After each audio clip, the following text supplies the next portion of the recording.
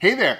Today I'm going to show you these little 3D Christmas trees that I made on my bandsaw. These are super quick to make, and I've been making mine out of some old 2x6s that I had laying around. And once they're shaped, you can paint and decorate them any way you like. I developed a really easy to follow system of making these, and it's all based on this template. And if you want to make these for yourself, I've got the template available for free on my website.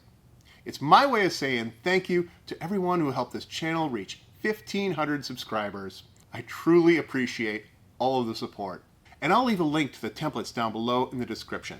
So let's get into it. All right, so the first step of making this tree is gluing up the block. Now, my template is 4 inches wide and 6.5 inches tall. So I'm cutting 3 pieces of 2x6 at 8 inches long. That'll give me plenty of room to work with, even if my pieces shift around during clamping. Now, if you've never glued up a block like this, well, there isn't much to it. I'm just covering the face of one piece with a generous amount of glue, lay another piece on top, and repeat. For glue, I'm using Titebond Speed Set. It's perfect for jobs like this. I'll just leave my block in clamps for an hour, and it's ready to go.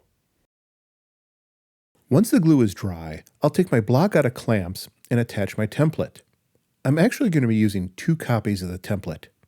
The second one will come later. I'm going to use a couple strips of double-sided tape to attach my template. Spray adhesive would work just as well. Now I'm going to take this over to my bandsaw, where I'll cut the outline of my template. I have my saw set up with a 3/16 inch blade with 4 teeth per inch. With that done, I'll start making my pattern cuts. Now, I want to point out that I'm going to be cutting out the section between the tree and the base in one continuous cut. That might be a tricky cut for some of you, so if you can't make the turn, don't worry. Just do it in multiple cuts and everything will be just fine.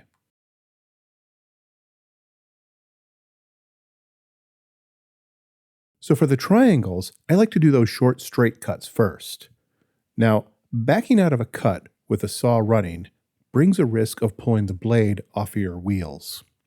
I feel comfortable doing it on these short straight cuts, but do be careful and just shut your saw off after each cut if you're not as confident.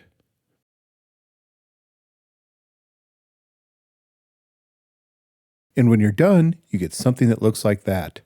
And I suppose you could just stop right there. But that's not why you clicked on the video, now is it?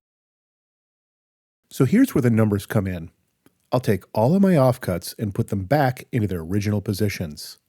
Then I'll take a little painter's tape and secure them into place.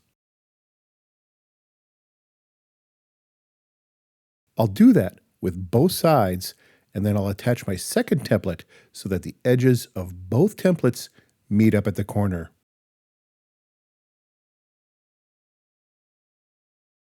Now, if you weren't able to get that first part out in one piece, don't sweat it.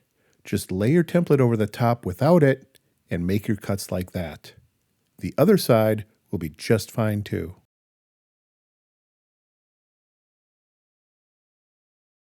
Now I'll take this back to the bandsaw, and I'll start by cutting that outside edge of my template. And look at that, we got a bonus tree. And now I'll start making those same template cuts as I did before, only this time you might see odd-shaped pieces falling out after each cut. Don't get distracted by those. Just stay focused on your tree, the blade, and of course, your fingers. And now I like to make some cuts that reduce the size of the base just a little bit. And the best way that I've found to do that is I'll start the cuts on one side, turn the tree to the other side and make those cuts, then go back and finish my first 2 cuts. Of course, this is completely optional. And there it is. This tree is done and ready for paint. But some of you may have noticed in the beginning of the video that I carved in some texture on my tree. Now, you certainly do not need to do this step.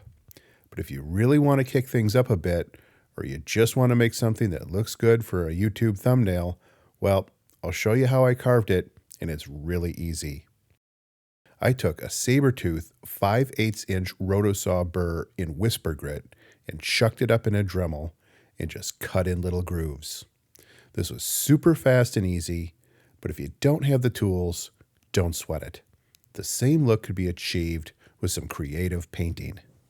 And now it's time to paint. Now, painting is not my forte, and I'm sure almost anyone watching this could do a much better job than I did.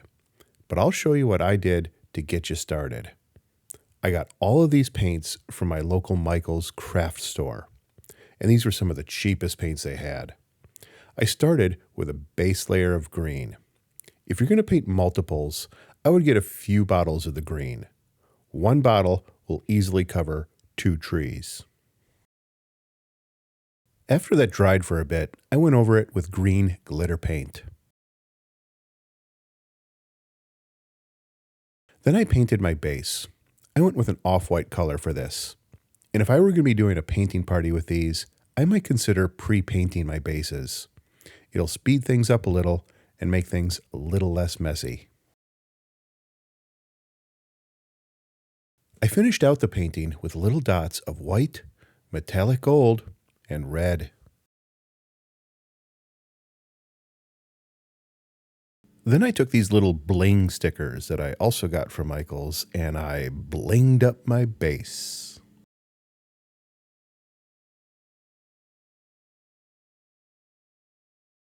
With that done, it's time to put a topper on this tree.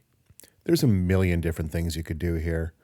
I went with these little star beads and attached mine to the top with super glue. Hot glue would probably work even better. So there you go, a fun little Christmas tree that's easy to make and great to paint with friends and family. I hope you enjoy making these as much as I do. Thanks for watching, and I'll see you on the next one.